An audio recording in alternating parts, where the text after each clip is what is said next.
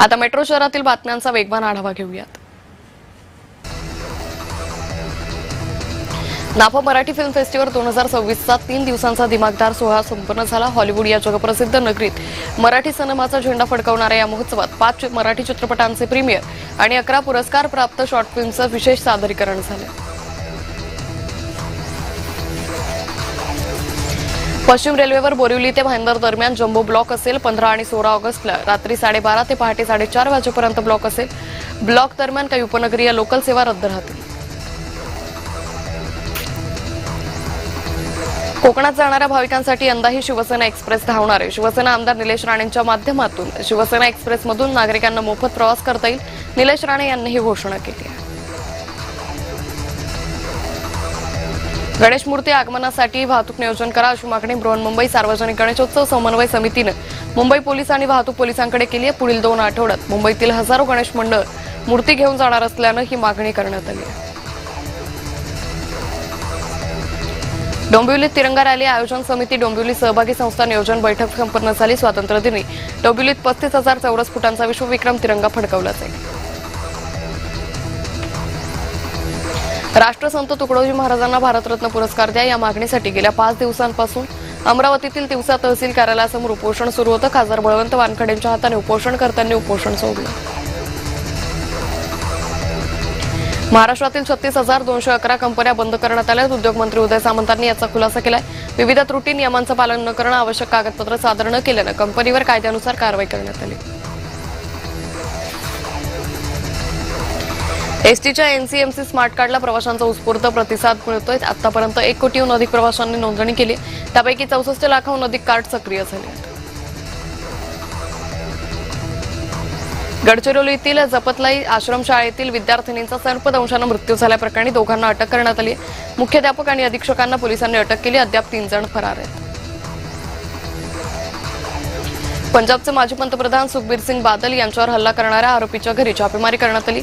आरोपी जसपाल सिंगच्या घरी विरोधी पथकानं छापेमारी केली। मुंबई महापालिका मुख्यालयातील पत्रकार कक्षासमोरील मोकळ्या जागेत दारूच्या बाटल्या आढळल्याचा दावा करण्यात आला। या घटनेचा व्हिडिओ व्हायरल होतोय। मुख्यालयाच्या आवारात दारूच्या बाटल्या कशा आल्या याचा सवाल उपस्थित होतोय। महासिंहस्थ कुंभ या ब्रँडिंगला त्र्यंबकेश्वरच्या साधू महंतांनी विरोध केलाय। सरकारी अधिकाऱ्यांवर मनमानी करत असल्याचा आरोप त्यांनी केलाय। अमरावती शहरात वाहतुकीचा प्रश्न गंभीर बनलाय। शहराच्या प्रत्येक प्रमुख मार्गावर आणि चौकात दररोज वाहतूक कोंडीचं चित्र पाहायला मिळते। सामान्य नागरिक, शाळकरी मुलं आणि नोकरदार वर्ग या कोंडीमुळे त्रस्त झालेत। नागपूरची हवा मुंबई आणि पुण्यापेक्षाही अधिक प्रदूषित असल्याचं सेंटर फॉर सस्टेनेबल डेव्हलपमेंट आणि दिल्लीतील क्रिया डेव्हलपमेंटच्या माध्यमातून समोर आले। नागपुरातील वाढत्या प्रदूषणामागे रस्त्यांवरील धूळ, बांधकाम, औद्योगिक उत्सर्जन, औष्णिक वीज प्रकल्प कारणीभूत असल्याचं तज्ज्ञांचं मत आहे। पंढरपुरात प्रशासनाच्या वतीने आयोजित करण्यात आलेल्या तिरंगा पदयात्रेला उत्स्फूर्त प्रतिसाद मिळाला। यात्रेत प्रशासनातील अधिकारी, कर्मचारी, विद्यार्थी, राजकीय क्षेत्रातील मान्यवर सहभागी झाले होते। कोंदू अशोक खरातची पत्नी कल्पना खरात शिर्डी पोलीस ठाण्यात हजर झाली। सर्वोच्च न्यायालयाकडून अंतरिम जामीन मिळाल्यानंतर कल्पना खरात हजर झाली। पोलिसांनी कल्पना खरातचा जबाब नोंदवल्याची माहिती आहे। पुण्यात सीएनजी पुरवठा कमी झाल्यानं वितरण व्यवस्था गंभीर झाल्याचं चित्र आहे। सीएनजीवर अवलंबून असलेल्या रिक्षाचालक, टॅक्सी चालक, व्यावसायिक वाहनधारकांना मनस्ताप सहन करावा लागतोय। पंजाबचे माजी उपमुख्यमंत्री सुखबीर सिंग बादल यांची प्रकृती स्थिर आहे। हल्ला करणाऱ्या आरोपीला पोलिसांनी ताब्यात घेतले। जिल्हाधिकारी राहुल कर्डिले यांनी ही माहिती दिली। प्रॉपर्टी एजंट भावेश कावरेनं माफी मागितली। केवळ शाकाहारी लोकांनाच घर मिळेल असं रूम मालकाच्या मागणीनुसार मी म्हणालो होतो असं भावेश म्हणाला। शिवाय काही युवा नेते महाराष्ट्रातील मुलांची दिशाभूल करताय। मुख्यमंत्र्यांनी त्याकडे लक्ष द्यावं अशी मागणीही भावेशनं केली आहे।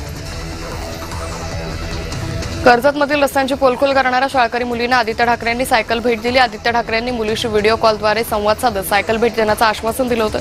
सायकल मिळाल्यानंतर मुलींनी आनंद व्यक्त केला। अहिल्यानगरच्या चौंडी जामखेडमध्ये सभापती राम शिंदेंच्या उपस्थितीत तिरंगा रॅलीचं आयोजन करण्यात आलं। सभापती राम शिंदेंच्या मातोश्रींच्या हस्ते तिरंगा ध्वज उभारून हर घर तिरंगा अभियानाला सुरुवात झाली।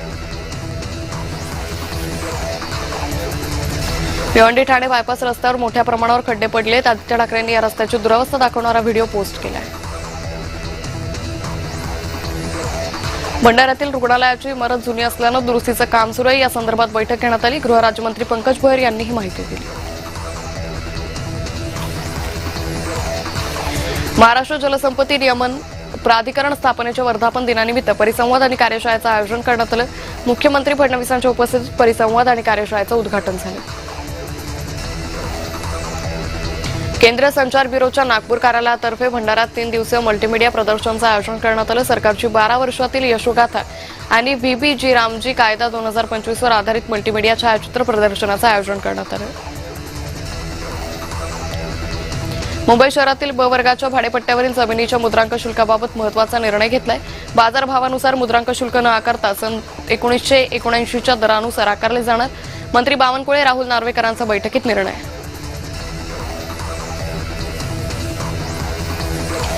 विरार पूर्वेतील डीमार्ट आणि मनवेलपाडा परिसरात रस्त्यावर अनधिकृतपणे लावल्या जाणाऱ्या लक्झरी बसेसवर कारवाई झाली आहे. वाहतुकीला अडथळा निर्माण करणाऱ्या 60 बसेसवर वाहतूक विभागाची कारवाई केली. हजारोंचा दंड वसूल केलाय. नालासोपाऱ्यातील कळंब समुद्रकिनारी वाळूत कार अडकली. याचवेळी समुद्राला भरती आल्यानं पाण्याची पातळी वाढत गेली. मात्र स्थानिक नागरिकांनी वेळीच मदत केल्यानं अखेर कार सुरक्षितपणे बाहेर काढण्यात आली. भाजपच्या वतीनं अलिबाग शहरात तिरंगा रॅलीचं आयोजन करण्यात आलं. भाजप पदाधिकारी कार्यकर्ते मोठ्या संख्येनं रॅलीत सहभागी झाले.